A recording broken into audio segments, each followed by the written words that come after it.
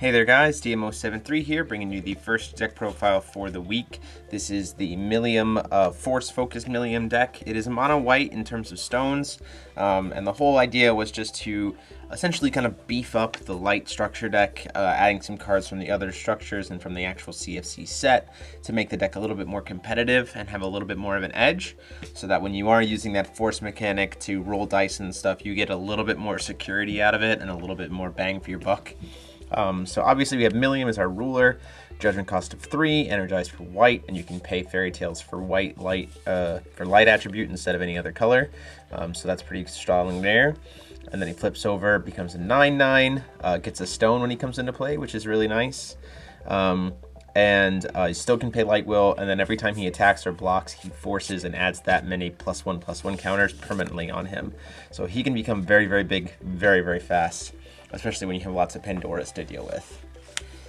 The stone base is just 10 basic white stones, light stones, nothing has to be fancy beyond that.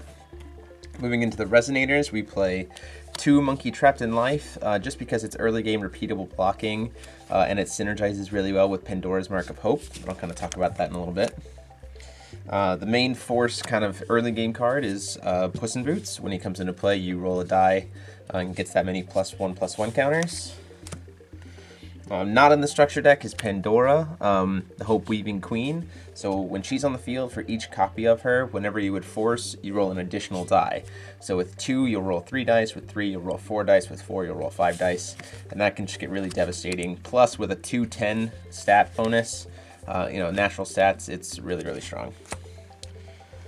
We play 3 Confectioner Hansel, just because he's a pretty strong, 5/5 Tier 2 is decent stats, especially with the ability to life gain. But searching out magic suites for that instant speed hexproof is the real reason we play him.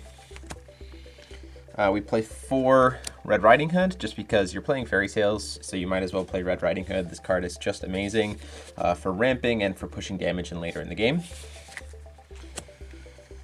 3 Grim, King of Fairy Tales, just because it's more Fairy Tale, force abilities. He's an 8/8. He can make your board insanely large if your opponent can't answer him, with his ability to force for 1, roll a die, give all your humans and Fairy Tales +X/+X until the end of the turn.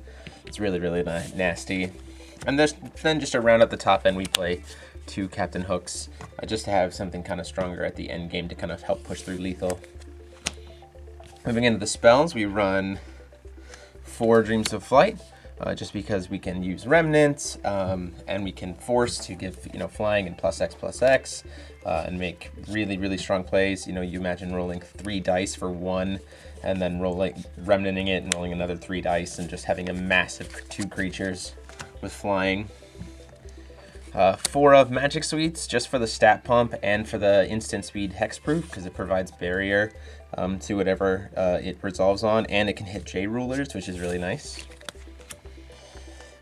3 of Pandora's Mark of Hope. It adds +4/+4 when it's bestowed, and when that creature goes to a graveyard, you roll a die, you force 1, and then you gain that much life times 200. So with Monkey Trapped in Life, you're guaranteed always to gain 100 life minimum whenever you lose Monkey, but you can just kind of keep playing it and keep replaying him over and over and over again and gain a bunch of life. 3 Manifestation of Power. If you have a really successful set of die rolls and you have a really big creature, you can use Manifestation to get in double this amount of damage, as well as draw some cards and pop additions.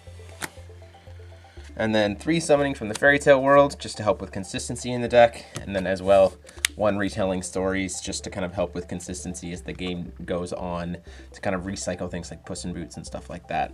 So just to keep in mind, you cannot grab Grim or Pandora with any of these cards, but you can grab Puss in Boots and stuff like that, Little Red, all that kind of stuff. So there you have it, guys. That is the list. Let me know what you guys thought about it in the comment sections down below. Go ahead and like, comment, and subscribe. And until next time, this is DMO73 signing off.